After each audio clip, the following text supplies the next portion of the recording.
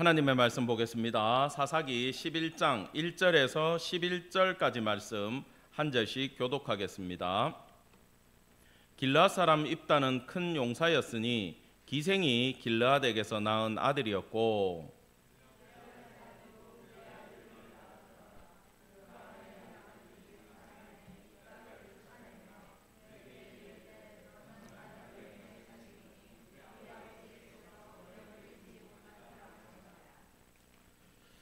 이에 입다가 그의 형제들을 피하여 돕 땅에 거주하며 잡류가 그에게로 모여와서 그와 함께 출입하였더라.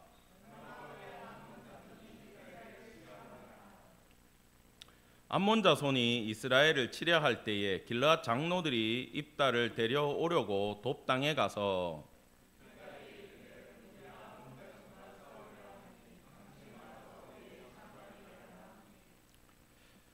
입다가 길르앗 장로들에게 이르되 너희가 전에 나를 미워하여 내 아버지 집에서 쫓아내지 아니하였느냐? 이제 너희가 환난을 당하였다고 어찌하여 내게 왔느냐 하니라.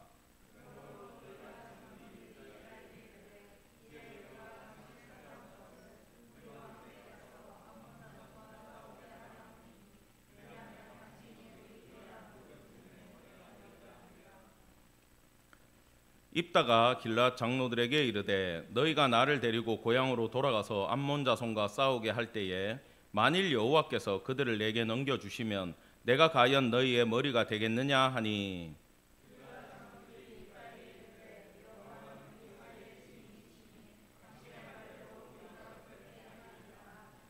같이 보겠습니다. 이에 입다가 길르앗 장로들과 함께 가니 백성이 그를 자기들의 머리와 장관을 삼은지라. 입다가 미스바에서 자기의 말을 다 여호와 앞에 아뢰니라. 아멘. 오늘 말씀의 제목은 기생의 아들 큰 용사 입다입니다. 이제 사사기는 11장으로 접어들었습니다. 우리가 지난주에 끝까지 다 보지 못한 말씀이 있는데 그것이 바로 이 큰 용사 입다가 이 땅에 출현해서 그 일을 감당하게 사사직을 감당하게 되는 배경이 그 앞에 나옵니다. 이렇게 10장에 그 돌라와 야일 6대 7대 사사 이후에 바로 야일이 죽자마자 이스라엘 자손이 다시 여호와의 목전에 악을 행하기 시작했어요. 그래서 여기 보면 바알, 아스타롯, 아람의 신, 시돈의 신, 모압의 신, 암몬의 신, 블레셋 사람들의 신들을 다 섬겼다. 아주 동서남북에 있는 모든 우상을 다 끌고 왔다. 여기 7개 신만 끌고 온 게 아니에요. 실제로는 더 가지고 왔겠죠. 대표성으로 딱 말씀을 하는 거예요. 그리고 결론적으로 여호와를 버렸다. 따라합시다. 여호와를 폐기 처분했다. 이 뜻입니다. 여러분, 폐기 처분을 왜 할까요? 이 컵이 저한테 필요하면 이거 쓰레기통에 버리겠어요? 안 버리겠죠. 필요 없다라고 생각을 한 거예요. 자, 왜 그렇게 됐느냐? 하나님을 섬기는 건요, 예물도 가지고 가야 되고 절기도 지켜야 되고 힘듭니다, 사실. 근데 그 전에 사사 야일이 30성읍을 정복해가지고 누구를 다 줬어요? 자기 아들들, 자기 집안에서 다 갈라먹고 어린 나귀 하나씩 탔다. 이거는 상징적인 얘기예요. 실제로 나귀만 탄 건 아니에요. 한 마리만 있는 건 아니에요. 우리로 말하면 가장 좋은 대기업 하나씩 물려주고 보니까 좋은 차 하나씩 끌고 다니더라.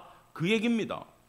뭡니까? 하나님이 나라를 잘 다스리라고 사사를 세워줬더니 사사로이 자기 집안 내 아들들만 챙기니까 백성들은 무슨 생각하겠어요?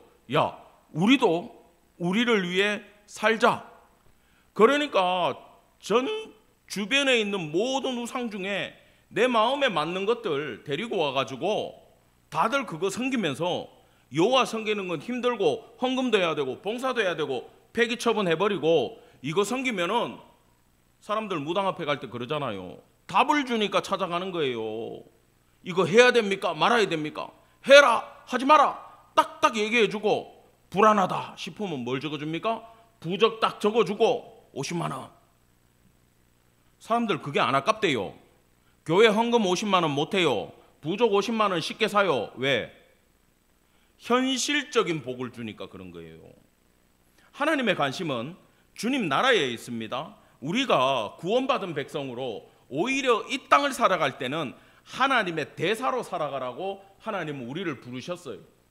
하나님은 이 땅에서 우리에게 능력을 주시는 이유도 악한 영들을 대적하면서 하나님의 통치의 영역, 하나님의 말씀을 듣는 사람들의 영역을 넓히라고 우리에게 능력을 주시는 거지, 그 능력 가지고 이 땅에서 호의호식하고 부귀영화 누리라는 것은 하나님의 관심 밖에 있어요.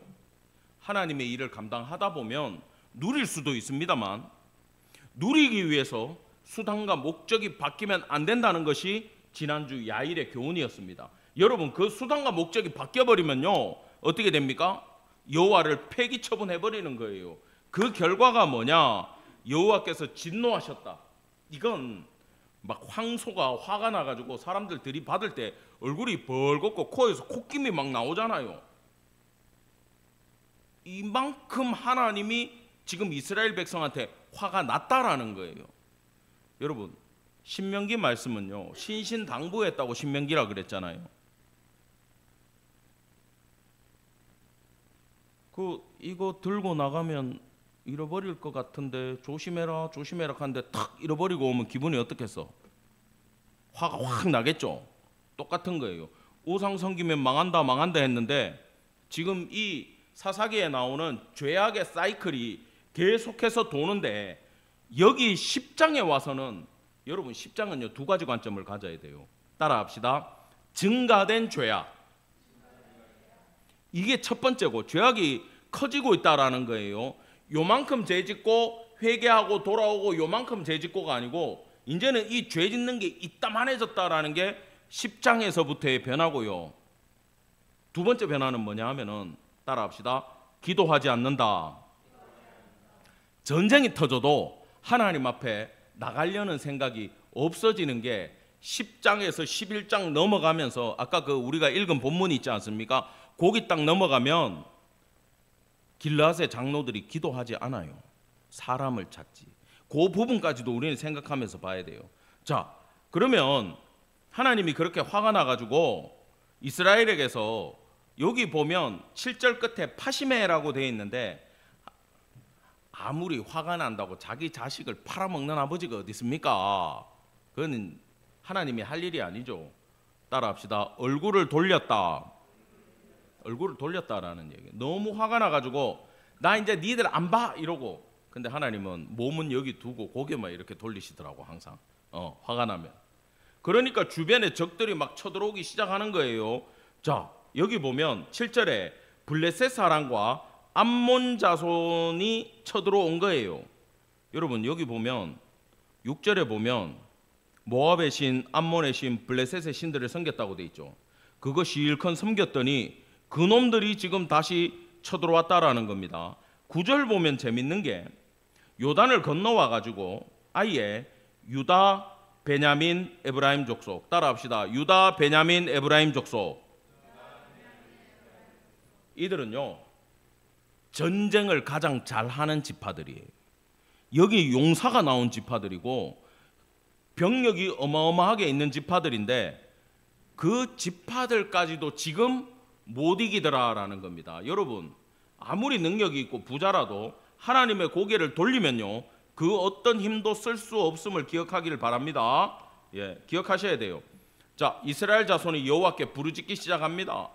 자, 이번에 얘기를 해요. 우리가 하나님을 버리고 바알들을 섬김으로 주께 범죄하였나이다. 그러면서 막 얘기하니까 하나님이 화가 나가지고 내가 애굽 사람과 아모리 사람과 암몬 자손과 블레셋 사람에게서 너희를 구했지 않냐. 지금까지 시돈과 아말렉과 마온이 압제할 때 너희가 기도할 때마다 내가 구했지 않냐. 왜 그런데 또 나를 버리고 그 우상들을 왜 또 섬겼냐. 나 이번에 개입 안 할 거야. 14절 다 같이 시작. 가서 너희가 택한 신들에게 부르짖어 너희의 환난 때에 그들이 너희를 구원하게 하라 하신지라. 오죽했으면 이렇게 얘기하겠어요. 하도 하나님 버리고 우상한테 가니까 야 이제 그 우상한테 니들 구해달라 그래라. 여러분 이건 하나님이 화가 나도 그냥 나신 게 아니에요. 이건 정말 이 얘기까지 하는 거는 하나님도 이 말씀을 하기가 얼마나 치사하고 그랬겠어요. 그래도 분노가 막 질투가 하늘을 찌르니까 하나님이 지금 이런 말씀까지 다 하고 있는 겁니다. 이스라엘 자손이요, 이제 방법이 없으니까 뻔뻔하게 나옵니다. 우리가 범죄했습니다. 주께서 보기에 좋은 대로 우리에게 행하시려니요 때리면 맞을게요, 그 얘기예요. 근데 결론은 뭡니까? 오늘은 좀 살려주십시오, 그 얘기야. 그런 거 있잖아요. 애들이 엄청 잘못하고 막 공부도 안 하고 막 엄마가 이게 분노가 쌓여가지고 이제 성적표 들고 막 후드를 패고 혼내고 난리가 나가지고 이제 초상집 분위기인데 애가 엄마 좀 이따가 패도 좋은데 밥은 먹고 때려라, 뭐 이런 거하고 똑같은 거예요. 지금은 살려내놔라, 그거예요. 집집마다 그런 애들 하나씩 있죠. 맞대. 집집마다 하나씩 있습니다. 저도 그런 아들이었어요. 자, 그러면서 요렇게 말로만 했으면은 하나님이 안 도와줬을 거야. 근데 16절에 보니까 야, 실제로 그 7가지 완벽한 우상들을 다 없애버리고, 이건 역사적으로 몇 번 없던 일들이야. 이걸 다 없애버리고 하나님 앞에 나와가지고 이제 하나님만 섬기고 죽겠습니다, 죽겠습니다 이러니까 하나님이 쳐다보니까 너무 힘들거든. 지금 이스라엘의 상황이 두들겨 패도 너무 두들겨 팼거든. 하나님 마음에 근심하기 시작했어. 이게 여러분 좋은 뜻은 아닌데 그래도 하나님이 근심하기 시작하면 변화가 있습니까, 없습니까? 있다라는 거예요. 진짜 우리가 인생 살면서 실수하고 잘못할 때 하나님 앞에 납작 엎드려가지고 회개하고 삶의 모습을 바꾸면 아무리 큰 죄인이라도 하나님은 근심하시고 다시 삶의 길을 열어주심을 믿기를 간절히 축원합니다. 예, 그때에 암몬 자손이 지금요 블레셋하고 암몬이 지속적으로 괴롭히다가 이번에는 암몬이 아예 생각을 한 거야. 이번에는 이스라엘을 멸망시켜야 되겠다라고 암몬이 마음을 먹은 거예요. 그래가지고 전투 준비를 다 해가지고 길르앗, 여기 전부 다 이스라엘 땅입니다. 그까지 쳐들어와가지고 전투 태세를 딱 갖추고 있는 거예요. 이스라엘은 우왕좌왕하면서 미스바에 모이기 시작했어요. 그러면서 18절에 이렇게 얘기합니다. 길르앗 방백들이 야, 누가 먼저 나와가 싸움을 시작하겠느냐? 누가 우리의 장군이 되겠느냐? 그 장군이 되는 자가 우리의 지도자가 돼야 되는데 그 사람이 도대체 누구냐? 라고 이야기를 시작을 한 거예요. 근심하면서 지금 대책이 없으니까 장군감을 찾기 시작했다라는 것의 질문의 대답이 뭐냐? 길르앗 사람 입다는 큰 용사였다. 이게 바로 그 해답, 미하이시라는 질문에 대한 끼뽀르 하일이 있었다라고 얘기를 하는 거예요. 이 사람은요, 따라합시다. 이미 입증된 전사다. 그러니까 이미 기존에 암몬과 블레셋의 핍박이 있을 때 이 입다는 나가서 전쟁을 해가지고 그나마 이스라엘을 지키던 그런 용사였다라는 겁니다. 이름의 뜻이 뭐라고요? 따라합시다. 여호와께서 풀어 자유케 하신다. 아주 좋은 이름을 가지고 있어요. 여호와께서 풀어서 자유케 하신다. 억압 가운데 해방시켜 줄 사람이 입다라는 거예요. 근데 입다에 대한 소개가요, 큰 용사, 근데 어머니가 기생이야. 어머니가 매춘부인데 아들이 큰 용사야. 여러분 매칭이 됩니까, 안 됩니까? 매칭이 안 돼요. 매칭이 안 되는데 어떻게 하나님은 그런 사람을 사사로 세우셨나? 그걸 보면요, 따라합시다. 하나님이 무엇을 보시는지 안다.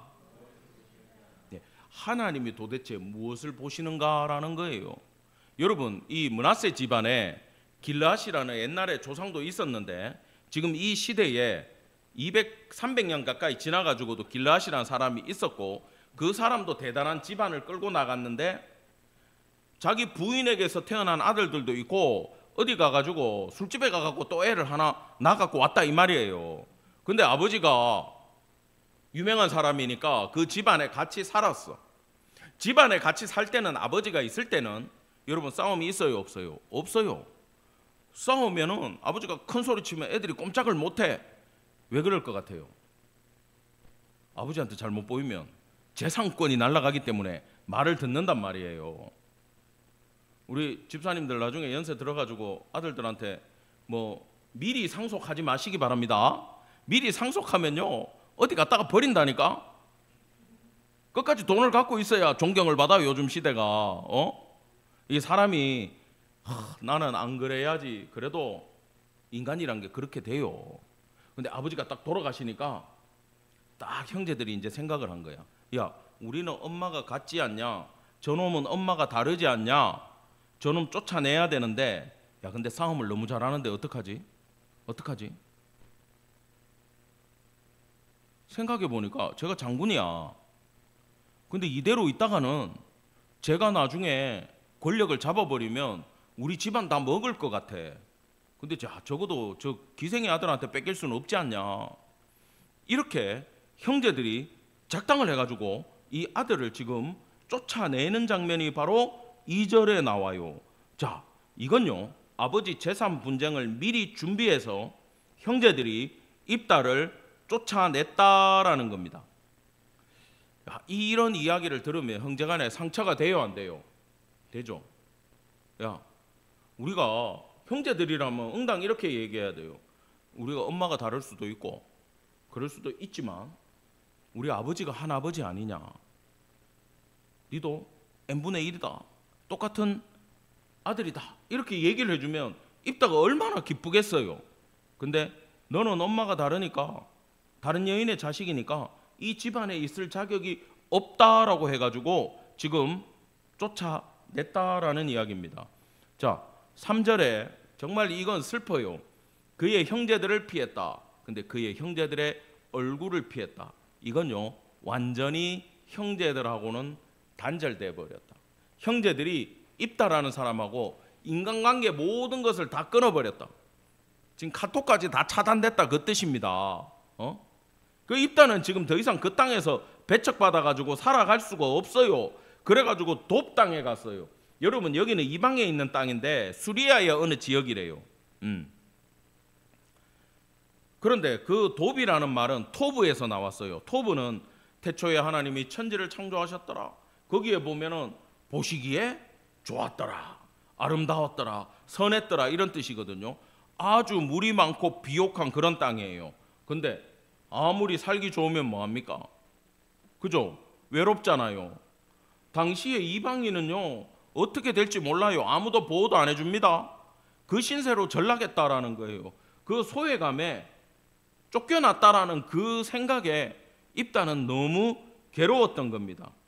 그랬는데 자 여기 보면 잡류가 그에게 모여와서 그와 함께 출입하였더라. 이거는 굉장히 요약해서 이야기를 했는데 그 잡류들은 뭐냐 하면은 인생의 목적이나 생각이 없어.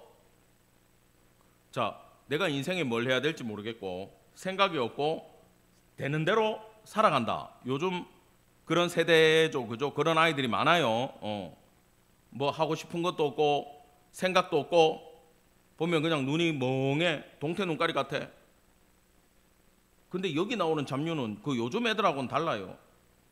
핍박과 환난과 배척을 받아가지고 도대체가 이 땅에 살아갈 방법이 없는 사람들이 지금 내하고 똑같은 처지에 있는 사람이 싸움도 잘하고 사람이 괜찮아 보이거든.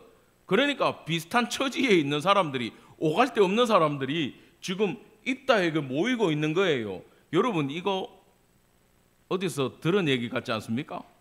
누가 그랬어요?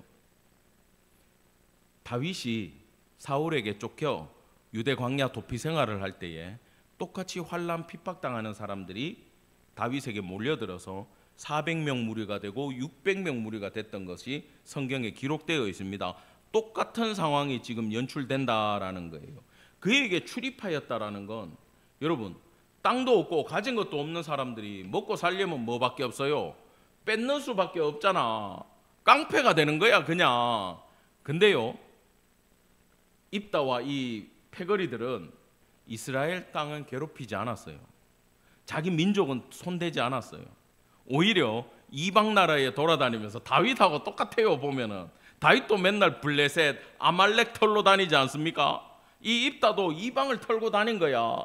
그러니까 길앗에서 이렇게 봤을 때는 야, 쟤는 그래도 우리 민족은 안 건드는구나, 사람은 그래도 괜찮네라는 생각이, 소문이 점점 퍼지고 있었다라는 거예요. 자, 그랬기 때문에 나중에 전쟁이 벌어졌을 때 이스라엘 장로들이 찾아올 수가 있었어. 만약에 이스라엘을 약탈하고 있는 진짜 깡패였으면 옵니까 안 옵니까? 안 오죠. 포기를 해버리지. 근데 입다는 그렇게 하지 않았다라는 겁니다. 근데 재밌는 게 9장에 봤던 기드온의 첩의 아들 아비멜렉이랑 이 입다랑 신세는 비슷해요. 둘을 비교하면서 얘기해요. 잡류를 하나는 돈 주고 사가지고 형제들을 죽이고 권력을 뺏었는데, 입다는 추방돼서 쫓겨났어도 자기 형제, 자기 민족은 괴롭히지 않고 오히려 그들을 데리고 생존을 하기 위해서 약탈은 벌릴지언정 민족은 건들지 않는 사람이 되었다라는 겁니다. 자, 여러분, 같은 상황에 처하고 같은 조건이고 같은 환경에 있다고 해도 사람의 마음의 중심이 뭐냐에 따라서 결론이 다르게 났다라는 거예요. 여러분, 사람들이 왜 입다에게 왔겠어요? 입다가 상처받은 사람이지 않습니까? 버림받은 사람이지 않습니까? 그러면 버림받고 상처받은 자기하고 신세가 같은 사람을 보면 알아봅니까? 못 알아봅니까? 알아봐요. 우리 학생들 학교 가가지고 저 학년 딱 바뀌어서 올라갈 때 공부 잘하는 애들은요, 공부 잘하는 애들 알아봐가지고 같이 앉고 친구예요. 그 공부 못하는 애들은 있잖아요, 꼭 공부 못하는 애들 기가 막히게 찾아내가지고 다 모른 척 하는데, 그 뒷자리에 앉는 애들 있잖아. 우리 교회에 없는 것 같아, 우리 학생들 중에. 그 뒷자리에 앉는 분들은 뒷자리에 앉는 사람들 알아봅니까? 못 알아봅니까? 알아봐요. 다 알아봐가 몰린단 말이야. 그 입다한테 딱 가니까 저 친구 상처가 있는 것 같아, 나도 상처가 있는데 찾아갔어. 근데 묻지도 따지지도 않고 챙기는 거야. 보듬어 주는 거야. 너는 어쩌다가 이렇게 됐어? 너 왜 그랬어? 이렇게 얘기 안 하고, 야, 내하고 신세가 비슷한 것 같은데 같이 지냅시다. 일로 오세요. 이거 드세요. 힘을 냅시다. 그래도 우리가 살아가야 됩니다. 보듬어 주고 챙기니까 그 사람들이 어떻게 됩니까? 내가 상처가 있다고 다른 사람을 찌르는 인간들이 있어요. 내가 속이 아프니까 남을 괴롭히는 인간이 있어요. 근데 입다는 반대예요. 하나님을 중심에 모시고 살다 보니까, 하나님을 믿고 그 분노를 버리고 견디니까 아픈 사람들이 눈에 보이고 그 사람들을 보듬으니까 거기서 지도자가 되고, 그 잡류들이지만 거기서 장관이 돼가지고 약탈하고 싸우고 전쟁하고 뺏으면서 뭘 연습합니까? 군사훈련을 이 친구들이 이방 땅에서 열심히 지금 훈련이 돼 있는 거예요. 그러니까 오히려 나라에 위기가 왔을 때 조국을 구원하는 무리가 누구냐? 입다와 이 잡류들이 됐다라는 겁니다. 여러분, 마음의 중심이 뭐냐가 이렇게 중요합니다. 자, 얼마 후에 암몬이 이스라엘을 치려했다. 18년 동안 괴롭히다가 이번에는 완전히 죽이러 돌았다라는 거예요. 자, 길앗 장로들이 입다를 데려오려고 갔어요. 야, 여러분, 이거 쉬운 결정이겠어요? 쉽지 않은 결정입니다. 이거 특히 이스라엘 사람같이 이 굉장한 선민의식과 민족의식에 빠져있는 사람들은 이렇게 추방돼가지고 떠난 사람들에 대해서는 뭐 우리 형제 이게 아니고 인간이 아니다 이렇게 봐버려요. 근데 거기 찾아갈 수밖에 없는 절실한 상황이 됐다라는 겁니다. 여러분, 여기서 놀라운 장면은 사사기 1장에서도 여호수아가 죽고 전쟁이 났을 때 장로들은요, 방법이 없으니까 어디 갔습니까? 여호와 앞에 가서 기도하면서 누가 전쟁에 나가야 되겠습니까? 하니까 하나님이 뭐라 그랬습니까? 유다 지파가 나가라라고 말씀을 해주셨잖아요. 11장에 딱 오니까 전쟁이 나도 기도를 합니까 안 합니까? 하고 있지 않더라라는 거예요. 지금 길앗 장로들은 믿음을 다 잃어버렸다라는 겁니다. 방법이 없으니까 지금 입다를 찾고 있어요. 자, 입다에게 와서 이렇게 얘기합니다. 우리가 암몬 자손과 싸우려 하니 당신은 와서 우리의 장관이 되라. 요 말투는 좋지 않아요. 대장 시켜줄게. 돌아와라 이야기입니다. 근데요, 이들의 마음은 이거예요. 네가 와야 우리가 전쟁을 할 수 있다. 네가 안 오면 우리는 전쟁을 포기하겠다. 근데 여기 보면 장관직을 걸듯이 얘기하고 있어요. 요게 그들의 문제점이고 기도하지 않은 게 문제점인데, 하나님이 이끌고 가는 방법은 뭐냐? 입다 정도 용맹하고 싸움 잘하는 사람이 없으면 이번 전쟁을 감당할 수 없게 하나님이 끌고 가고 있다라는 거예요. 도대체가 길르앗 장로들은 방법이 없기 때문에 입다를 찾을 수밖에 없는 상황으로 하나님이 몰고 가셨다라는 뜻입니다. 입다는 할 말을 다 합니다. 장로들한테. 너희가 전에 나를 미워해가지고 내 아버지 집에서 쫓아냈지 않느냐? 이제 와가지고 니들이 전쟁 나고 환난 겪는다고 나한테 찾아오는 게 말이나 되냐? 여러분, 장로들이 쫓아냈어요? 그렇진 않죠. 그건 기록에 안 나와요. 근데 지금 이건 무슨 뜻이냐 하면, 입다가 기존의 용사였기 때문에 형제들의 힘만으로는 입다를 외국으로 추방시킬 수가 없었다라는 거예요. 무력으로 붙었겠죠. 입다가 가만히 있겠습니까? 붙었겠지. 형제들이 밀리니까 장로들한테 도움을 요청해가지고 저놈 좀 쫓아내 주십시오라고 로비를 해서 장로들이 입다 쫓아내는 일에 동조를 했다라는 것이 여기에 내막이라는 거예요. 장로들의 힘을 빌려가지고 입다를 쫓아냈으니까 장로들이 찾아오니까 지금 입다는 감정이 굉장히 안 좋은 겁니다. 근데 여기서 입다가 비록 기생의 아들이지만 뭐라고 얘기합니까? 빨간 글자 시작. 내 아버지 집에서. 이건요, 누가 뭐라고 하고 우리 엄마가 뭐 어떤 사람이 됐든 간에 나는 우리 아버지 길르앗의 아들이고 나는 그 집의 자손이 맞다. 억울하다. 나는 그걸 내 마음속에서 한 번도 버린 적이 없다라는 거예요. 여러분, 내 아버지 집을 기억하는 것이 입다에게는 소망이었음을 기억하기 바랍니다. 성도들도요, 이 땅에서 아무리 힘들고 억울해도요, 여러분 사업 실패한 사람들 막 죽고 이러잖아요. 근데 이 땅에서 실패한 것밖에 없어요. 하나님 나라에서 실패 안 하면 되는 줄 믿으시기 바랍니다. 그 소망이 있었다라는 거예요. 8절입니다. 그러므로 길르앗 장로들이 입다에게 이르되, 말투가 싹 바뀌어요. 내 아버지 집 이러니까 아직 입다가 고향을 생각하고 있고 길르앗 집을 생각하고 있구나. 이 친구가 괜찮은 친구야. 믿어도 되겠어. 이렇게 된 거야. 이제 우리가 당신을 찾아온 것은 우리와 함께 가서, 자, 이게 우리 교회 이름하고 똑같아요. 우리 교회 이름이 뭐죠? 임마누엘이잖아. 우리와 함께가 임마누야. 엘은 하나님이고. 근데 이 장로들이 임마누 장로 이렇게 얘기한 거야. 장로들하고 같이 우리가 함께 가자. 여러분, 이 단어는 느낌이 달라요. 우리가 우리 함께 가자 이거하고 달라요. 이제 우리는 한 가족이다라는 얘기예요. 여러분, 버림받은 사람한테 가족이 새롭게 회복이 된다라는 건 기쁘겠어요, 안 기쁘겠어요? 내 아버지 집을 기억하고 있으니까 장로들이 회개하고 우리가 저런 사람을 배척했구나. 우리 이제 한 가족으로 같이 갑시다. 영원히 한 가족으로 살아갑시다. 이 이야기를 지금 해준 거예요. 장로들이 뉘우쳤다라는 거예요. 여러분, 그러니까 이제 공손하게 우리의 장관이 되라 라고 하는 게 아니라 길르앗 모든 주민의 머리가 될 겁니다 라고 공손하게 입다의 인격을 믿기 시작했다라는 거예요. 아비멜렉하고는 완전 반대의 길을 가고 있습니다.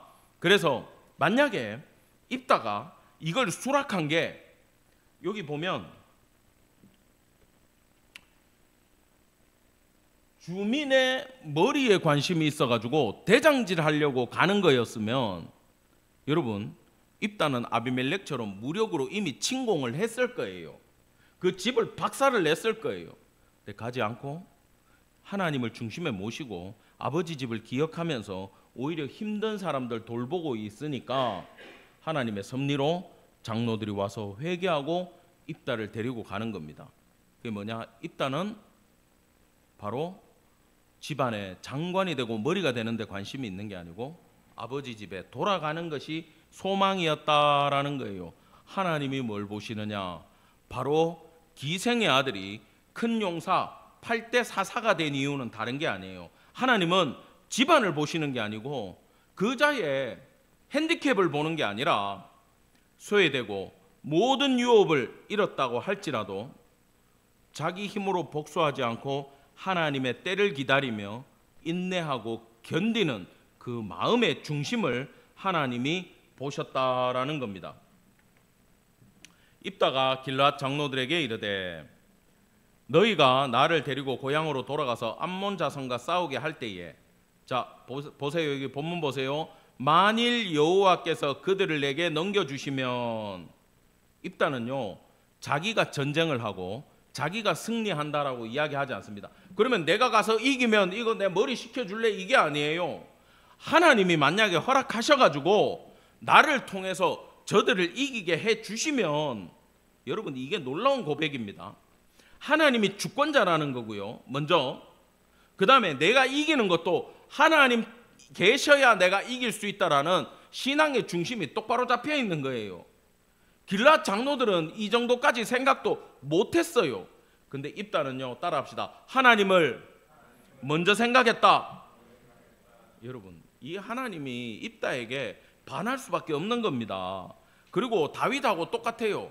다윗보다 선배니까 어쩌면 다윗도 입다를 보고 배웠을 수 있어요. 전쟁이, 다윗이 그러잖아요. 전쟁이 여호와께 속한 거라고 딱 고백을 하지 않습니까? 똑같아요. 입다가 지금 그 고백을 하고 있다라는 겁니다. 자, 이렇게 여호와 중심의 신앙인으로 딱 이야기를 해버리니까 장로들이 지금 뒤통수 한 대를 딱 두들겨 맞은 거야. 야, 우리는 믿음도 없고 신앙 다 잃어버렸는데 입다는 하나님 중심으로 아직 살아가고 있구나. 그러니까 이제 멘트를 싹 바뀌어요. 길앗 장로들이 입다에게 이르되 여호와는 우리 사이의 증인이시니. 이 기도도 안 하는 인간들이 갑자기 여호와가 증인으로 삶으로 다시 오고 있습니다. 당신의 말대로 우리가 그렇게 행하리이다. 이건 다른 게 아니라 약속에 대해서 하나님이 너와 나 사이에 계신다라는 뜻이거든요. 우리의 증인으로 지금 다 감찰하고 계시니까 그 누구도 거짓말할 수 없다라는 히브리 문법이라는 것을 여러분 기억하기 바랍니다. 자, 장로들도 이제 신앙이 변화되기 시작했어요. 마지막 절입니다. 이에 입다가 길앗 장로들과 함께 가니 백성이 그를 자기들의 머리와 장관을 삼은지라. 전쟁 안에서도 이미 리더 시켜주는 거야. 왜? 여호와 중심의 신앙인을 만나니까 그런 거예요. 자, 그런데 입다는요 전쟁 준비를 먼저 하지 않습니다. 자, 본문 봅시다. 시작. 미스바에서 자기의 말을 다 여호와 앞에 아뢰니라. 여러분, 기도했다라는 거예요. 전쟁 중이기 때문에 지금 성소가 있는 곳에 가지 못해요. 법궤까지 못 가요. 성소 못 가요 지금. 근데 내가 있는 그 자리에서 입다는 가장 먼저 여호와 앞에 기도하기 시작했다라는 겁니다. 무슨 기도했겠습니까? 하나님, 이 민족이 위기를 당했습니다. 제가 전쟁하러 왔습니다. 하나님, 제가 전쟁터에 백성을 이끌고 갔을 때 승리케 하여 주시옵소서.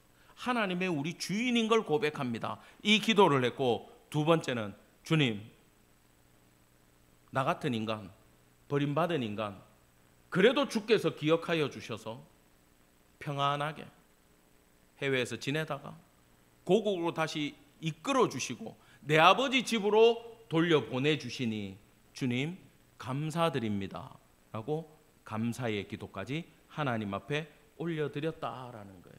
여러분, 지금 이 시대는요 우리 눈앞의 이익만 생각하는 시대예요. 직장에 새로운 신입사원들한테 말도 함부로 못하는 시대예요.